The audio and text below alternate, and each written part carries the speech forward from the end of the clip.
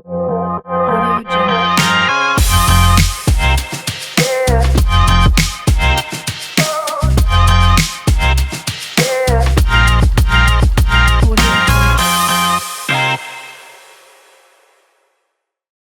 Assalamualaikum warahmatullahi wabarakatuh. Selamat datang di podcast Asahaba edisi Debarkasi Balikpapan operasional haji fase pemulangan tahun 2025. Dan pada kesempatan kali ini kita telah hadir bersama kita Bapak Dr. Andes Haji Ulyas Taha MPD. Beliau adalah Kepala Kantor Wilayah Kementerian Agama Provinsi Sulawesi Utara. Langsung saja kita sapa beliau. Assalamualaikum Bapak. Waalaikumsalam warahmatullahi wabarakatuh. Bagaimana kabarnya hari ini Pak? Alhamdulillah baik, sehat. Alhamdulillah, semoga sehat selalu Pak. Terima kasih Amin, sudah hadir amin. di podcast Asahaba. Dan sebelum kita masuk ke pembahasan inti Pak, boleh mohon izin disampaikan sedikit mengenai profil tugas pokok dan fungsi dari Kantor Wilayah Kementerian Agama Provinsi Sulawesi Utara, khususnya dalam operasional haji tahun ini Pak. Ya, terima kasih. Assalamualaikum warahmatullahi wabarakatuh.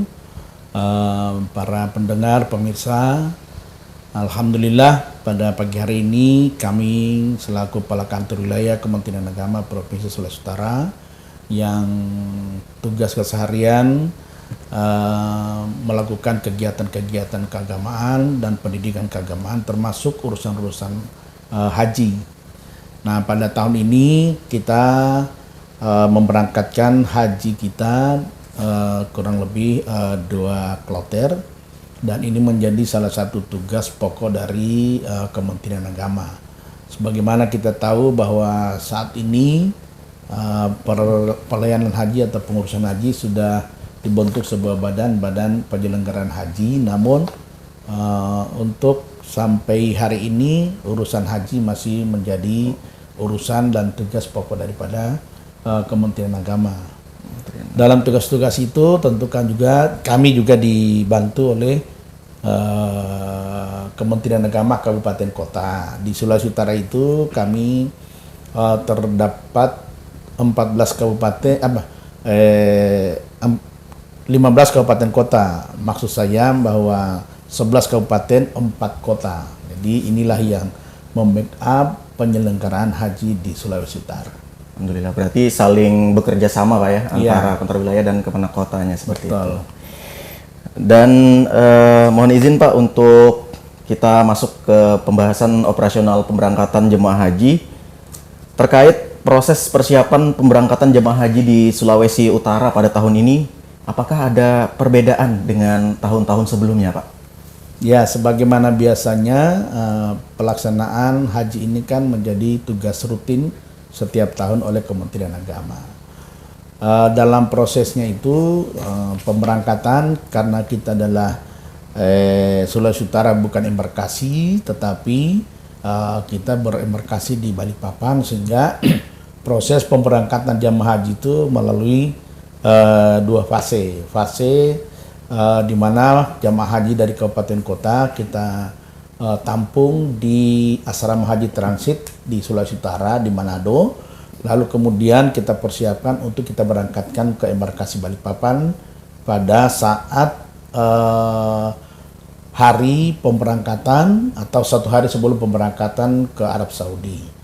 Nah, proses ini saya kira sudah sebagaimana juga proses tahun-tahun sebelumnya, tidak ada perubahan, tidak ada proses yang berbeda dengan tahun-tahun kemarin. Meskipun yang kemudian membuat kita harus bisa dan harus melakukan pelayanan ini yang cukup ekstra, karena memang setiap tahun jamaah haji yang kita layani itu adalah mereka-mereka yang berbeda-beda dari tahun-tahun sebelumnya. Ini yang sebetulnya yang membedakan model ataupun sistem pelayanan yang akan kita berikan kepada jamaah. Jadi setiap tahun itu jamaahnya berubah, Ya? tapi sistem pelayanannya tetap sama sesuai dengan standar yang telah ditetapkan oleh Kementerian Agama. Baik, berarti walaupun setiap tahun jamaah pasti berbeda-beda, Tapi standar yang ditetapkan sama Ya, Pak ya? sesuai standar. Sesuai standar. Dan ini Pak, untuk tahapannya apa saja tahapan pemeriksaan dan keberangkatan di asrama haji sebelum jemaah itu diberangkatkan ke embarkasi Pak?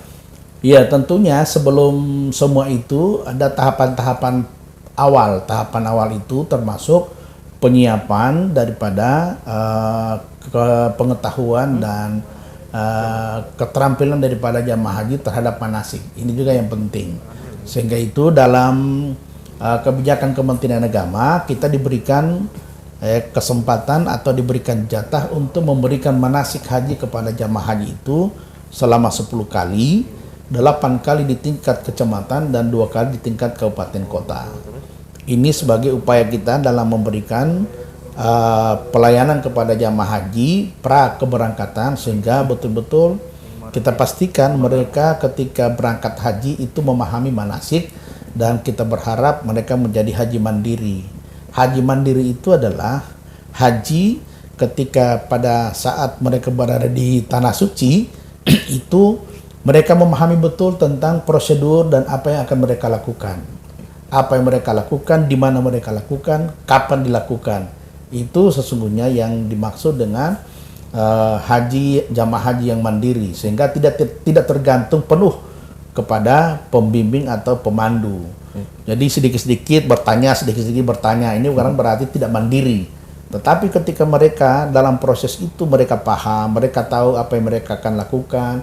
Ketika datang di sana harus melakukan umroh wajib karena kita menggunakan sistem atau kita menggunakan haji tamattu. Nah, ini yang dijelaskan. Itulah yang disebut dengan proses persiapan.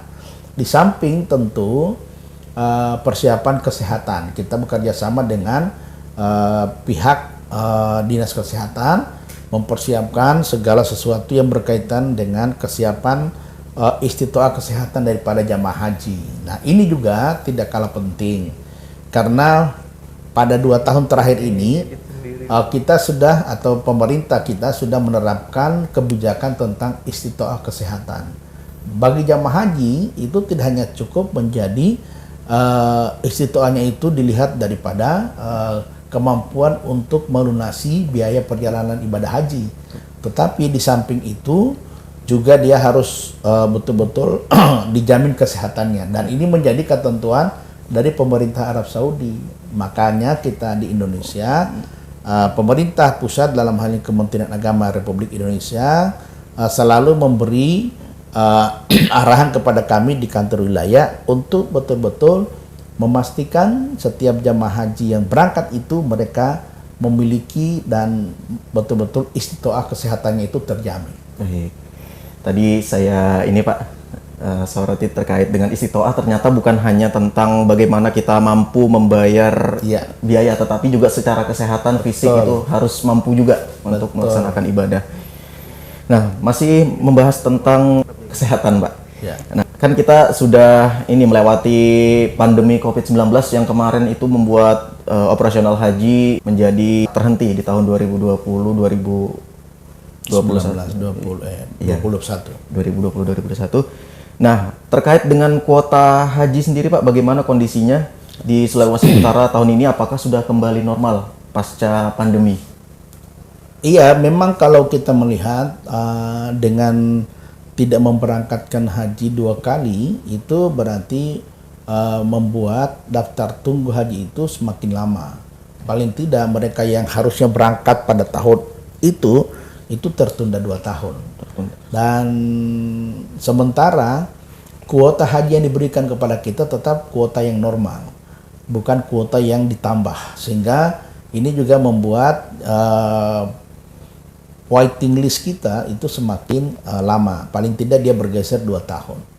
Nah, tetapi demikian bagi mereka jamaah haji yang daftar tunggu itu tentu memahami, karena memang pada saat pandemi tidak memberangkatkan, lalu kemudian pada saat 2022 kita memberangkatkan tapi hanya 50%, sehingga juga tidak utuh, sehingga terpangkas kita kurang lebih 2,5 tahun yang jamaah kita.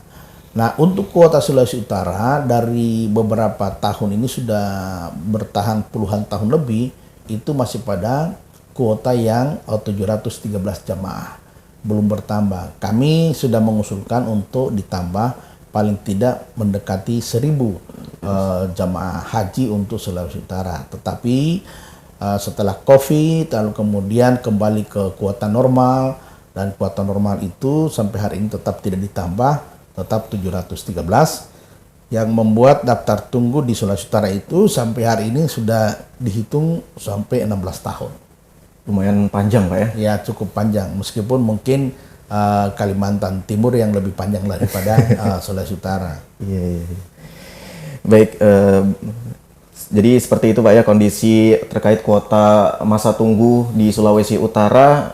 Kita terus berdoa semoga akan terus ditambah. Iya betul, insya Allah. Memperpendek masa tunggunya.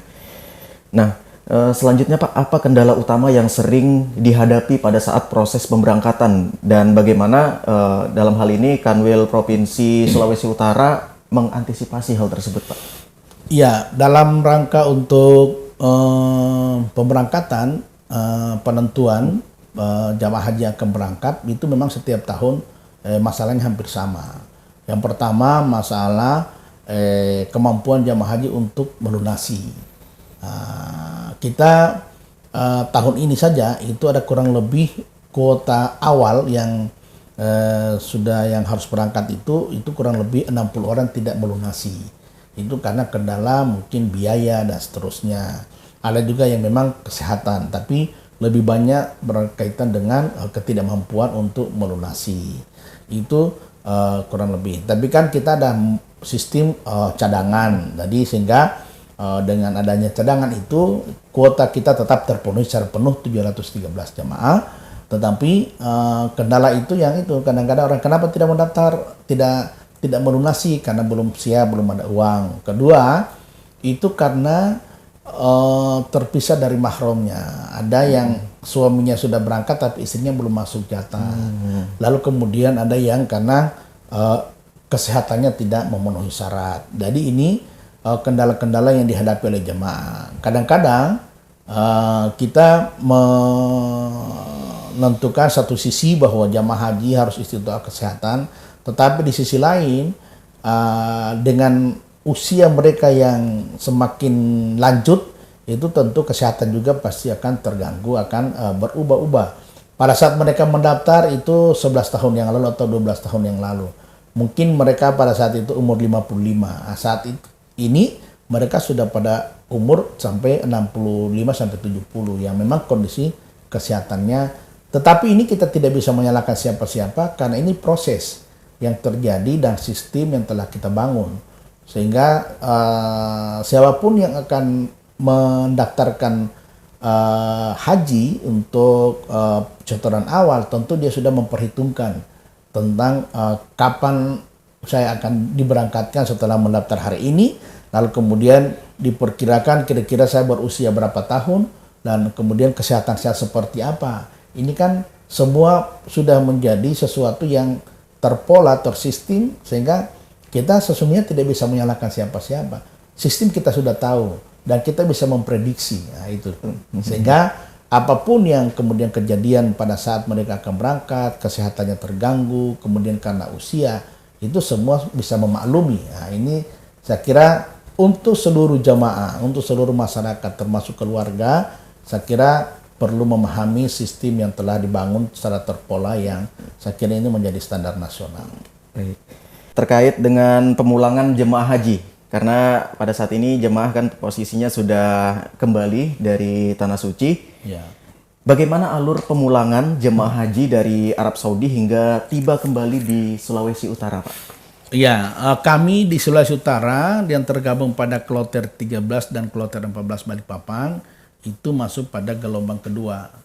Ya, gelombang kedua itu artinya bahwa ketika kita berangkat ke Tanah Suci, kita melewati Jeddah, kemudian langsung ke Mekah, kemudian umroh dan seterusnya, menunggu Armusna, dan setelah Armusna kita menunggu akan didorong ke Madinah. Nah, proses itu telah dilakukan, dan pada saat kita berada di Mekah, lalu kemudian di Madinah, memang ada satu orang yang meninggal dunia dari kloter 14, yaitu yang bernama Bapak Haji As'ad Mekah. Ini beliau meninggal dirawat di rumah sakit. Nah, tapi proses yang sudah dilakukan itu alhamdulillah mulai dari pemberangkatan dari embarkasi Balikpapan dan kemudian sebelumnya dari daerah dari asrama haji transit Manado, nah sampai ke Jeddah Mekah Madinah alhamdulillah berjalan dengan lancar. Nah, kita tahu bersama bahwa pada saat ini kloter 13 Balikpapan jamaah haji Sulawesi Utara dari sejak kemarin tanggal 5 Juli itu sudah sampai di debarkasi Balikpapan. Alhamdulillah untuk kloter 13 itu utuh 360 jamaah. 360 jamaah itu terdiri dari jamaah haji, kemudian PPIHA kloter 4 orang, yaitu TPHI, TPHI, TKHI 2 orang. Lalu kemudian ada 3 orang tim pembimbing haji daerah, tim pemandu haji daerah. Sehingga keseluruhan kita 360 jamaah dan alhamdulillah kemarin tanggal 6 Juli kita sudah berangkatkan ke Sulawesi Utara dan sesuai informasi yang sudah disampaikan pada kami telah dijemput oleh Bapak Gubernur Sulawesi Utara dan Bapak Wakil Gubernur, tentu bersama-sama seluruh keluarga jamaah haji yang menjemput juga bersama-sama. Untuk kloter 14 hari ini kita terima tadi malam tepatnya pukul 11.40 mereka pukul 10.40 itu landing di Bandara Sultan Haji Muhammad Sulaiman Sepinggan Balikpapan, dan sampai tadi malam di debarkasi ini kita diserah terimakan oleh PPIH embarkasi Balikpapan kepada kami. Itu jumlah jamaah yang telah diserahkan kepada kami itu berjumlah 338 dan kemudian ada titipan dari tanazul dari jamaah haji Sulawesi Tengah 3 orang. Nah, sehingga hari ini mereka sudah kita istirahatkan dan direncanakan akan diberangkatkan pada besok subuh ke Manado. Berarti terkait alurnya tadi sudah disampaikan akan setelah di debarkasi akan istirahat dulu Pak ya? Iya betul, mereka sekarang ini lagi istirahat. Memang kloter 14 ini istirahatnya lebih panjang karena tadi malam mereka jam 23 lewat sedikit itu sampai di asrama sini di aula kita serah terimakan tadi malam. Selesai seluruhnya itu prosesinya itu sampai dengan 12:30 dini hari dan mereka istirahat. Alhamdulillah tadi kami sampaikan mereka akan siap-siap sebentar malam jam 2 dini hari itu akan dikumpul di aula kembali untuk kita kemudian persiapkan ke bandara. Baik. Nah, masih tentang pemulangan Pak, biasanya apa saja tantangan yang muncul dalam proses pemulangan, khususnya terkait kelelahan atau kondisi kesehatan jamaah sepulang dari ibadah haji? Iya betul sekali. Ini itu kondisi umum dari jamaah haji. Biasanya kendala yang dihadapi itu pertama kesehatan. Kesehatan itu karena perubahan iklim atau cuaca yang tadinya di sana panas selama 1 bulan atau 42 hari mereka di sana dengan cuaca yang ekstrim di Tanah Suci, lalu kemudian sampai di sini yang perubahan ini biasanya itu terjadi gangguan-gangguan kesehatan, flu, pilek dan lain-lain. Lalu kemudian yang kedua, ini kendala juga yang sering juga dialami oleh jamaah haji itu adalah tentang bawaan. Bawaan ini ya dalam di pesawat itu kan sudah ada ketentuan-ketentuan mana barang yang bisa dibawa, mana yang tidak bisa. Ya, tapi juga kadang-kadang juga jamaah masih ada yang nakal-nakal, mencoba-coba. Jadi coba-coba, siapa tahu lolos. Dan ini yang sering terjadi di jamaah haji ketika misalnya akan berangkat. Lalu kemudian yang ketiga, yang tidak kalah penting adalah kendala yang dihadapi oleh jamaah haji itu adalah tadi kecapean tadi ya.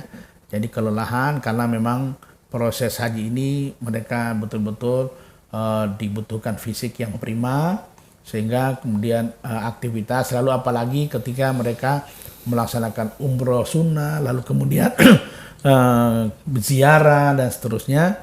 Nah, oleh sebab itu kami menyampaikan kepada jamaah agar hari ini yang disiapkan untuk istirahat di Barkasi digunakan betul-betul secara efektif, jangan digunakan hanya untuk bercerita, kemudian apalagi yang laki-laki apalagi merokok dan seterusnya. Ini betul-betul digunakan untuk istirahat, sehingga ketika kembali ke daerah nanti sebentar di Manado itu biasanya sudah dikerumuni oleh keluarga. Nah, sehingga kalau sudah fit kita sampai di sana kita sudah sehat dan bisa menerima keluarga, tetangga, sahabat untuk meminta doa dari kita yang baru pulang dari Tanah Suci, lalu kemudian ingin mendengar cerita-cerita tentang Tanah Suci, dan yang paling penting adalah bisa menikmati air zam-zam yang dibawa oleh jamaah haji. Air zam-zamnya itu ya. Iya, yang paling dicari orang, diburu orang itu kalau itu mereka mau mana zam-zam, mana zam-zam. Zam-zamnya dulu. Iya. Nah, terkait keluarga yang akan menjemput, Pak, apa yang perlu disiapkan oleh keluarga di rumah saat menjemput jamaah haji pulang nanti? Oh iya, saya kira ini akan berbeda ya cara keluarga-keluarga menjemput keluarganya. Ada yang menyiapkan dengan kenduri atau doa, ada yang juga menyiapkan dengan menjemput tamu-tamunya dengan persiapan yang sederhana. Tapi intinya adalah ketika mereka akan kembali tentu keluarga gembira, mereka diberangkatkan dengan keadaan selamat, pulang dengan keadaan selamat, dan tentu harapan mereka bisa mendapatkan hadiah mabrur. Nah, ini saya kira kegembiraan keluarga, penjemputan keluarga lebih pada kegembiraan mereka menanti keluarga yang kurang lebih 42 hari, kemudian dengan berita-berita yang didapatkan dengan kondisi Timur Tengah yang lagi bergejolak. Ini juga kami ditanyakan, Pak, bagaimana keadaan keluarga kami, apakah tidak ada pengaruh perang antara Israel dengan Iran terhadap jamaah haji yang ada di Arab Saudi. Nah, itu pun kami sudah edukasi keluarga, kami sudah sampaikan. Nah, tentu dengan mereka kembali ini ada luapan kegembiraan dan syukur keluarga terhadap mereka yang sudah kembali dengan selamat. Nah, sehingga itu ya biasanya jamaah itu berbeda-beda cara mereka menyambung. Ada yang disiapkan sesuatu yang surprise, ada yang kemudian disiapkan yang sederhana saja. Intinya adalah antara keluarga dengan mereka yang pulang itu ada kontak batin yang kemudian sulit untuk digambarkan, karena itu adalah luapan kegembiraan, syukur, dan sudah bercampur aduk, sehingga kadang-kadang mereka terharu kedatangan para jamaah haji, terutama keluarga yang telah menanti, anak, istri, suami, cucu, dan handai tolan. Memang ada ikatan yang memang tidak bisa kita jelaskan, Pak. Iya, sulit untuk menjelaskan gimana kegembiraan daripada keluarga ketika didatangi. Apalagi istri atau suami yang pergi haji kemudian ditunggu oleh istri. Nah, saya sampaikan, mudah-mudahan istri ketika kita temui dalam keadaan sholat. Gitu. Waduh, kalau tidak sholat kan berarti kan suami tidak bisa bikin apa-apa ini. Betul. Nah, untuk jamaah haji Sulawesi Utara, Pak, apa pesan yang ingin Bapak sampaikan agar ibadah hajinya itu mabrur dan tetap sehat hingga kembali ke tanah air?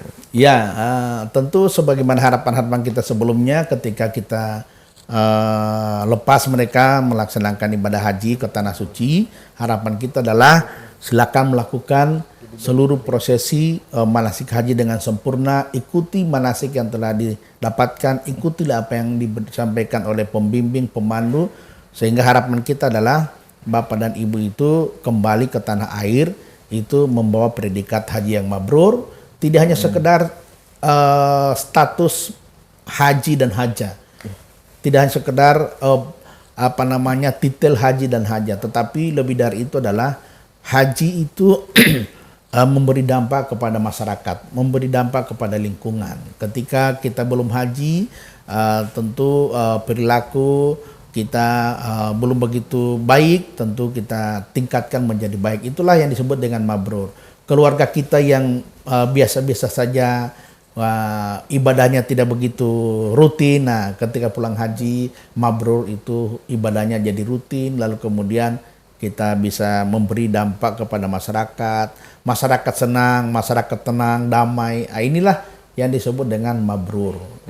Dampak diberikan oleh kehadiran kita di tengah masyarakat yang bisa menyejukkan masyarakat, bisa memberi dampak yang positif di lingkungan di mana kita berada.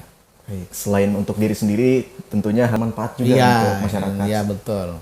Sekitar. Terima kasih banyak Bapak atas waktu dan penjelasannya.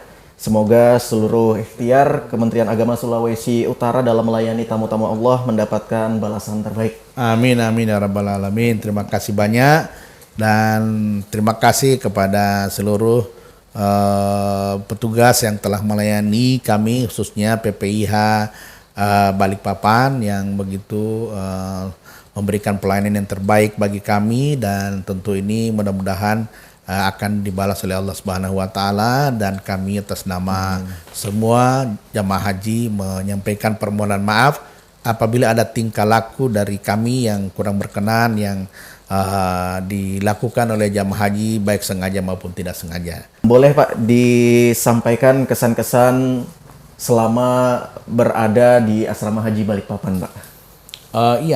Kami sudah beberapa tahun ya, sejak tahun 2017 itu bergabung dengan embarkasi Balikpapan. Sebelumnya Sulawesi Utara itu berada di embarkasi UPG atau Ujung Pandang.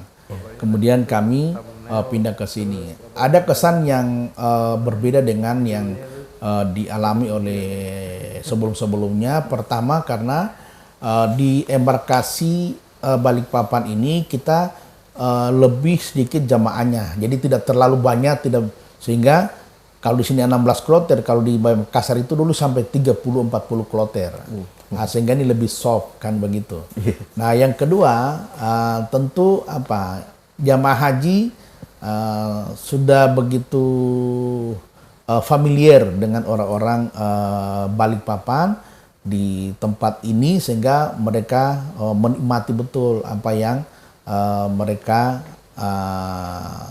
tempati embarkasi ini. Yang ketiga, lebih senang lagi bahwa di sini ada IKN. Nah, sehingga ini kesan IKN ini yang berbeda dengan yang lain. Di tempat lain tidak ada ibu kota negara, kalau gitu. Di sinilah yang ada ibu kota negara, sehingga harapan kami adalah kesan yang baik ini bisa memberikan dampak positif terhadap atau dampak psikologi kepada jamaah-jamaah sesudahnya ini. Setelah ini juga begitu mendengar akan datang di embarkasi Balikpapan, mereka senang karena ada sesuatu yang mereka rindukan di tempat ini, termasuk pelayanan dari PPIH embarkasi. Dan ini bukan tidak ada alasan. Kemarin kita dikunjungi oleh BPK, lalu kemudian dikunjungi oleh Direktorat Jenderal Pusat Haji, itu karena embarkasi Balikpapan termasuk embarkasi yang menduduki peringkat pertama saat ini ya, itu dalam pelayanan jamaah haji untuk tahun 2025. Nah, tentu ini sebagai bagian daripada tamu yang ada di embarkasi Balikpapan tentu merasa bangga dan merasa senang menjadi bagian daripada yang dinilai terbaik pelayanannya. Masya Allah. Terima kasih banyak. Terima kasih. Demikian sahabat Ashabah podcast edisi Debarkasi Balikpapan kita hari ini. Semoga informasi terkait pembahasan yang telah kita bahas tadi bermanfaat, dan sampai jumpa di episode berikutnya.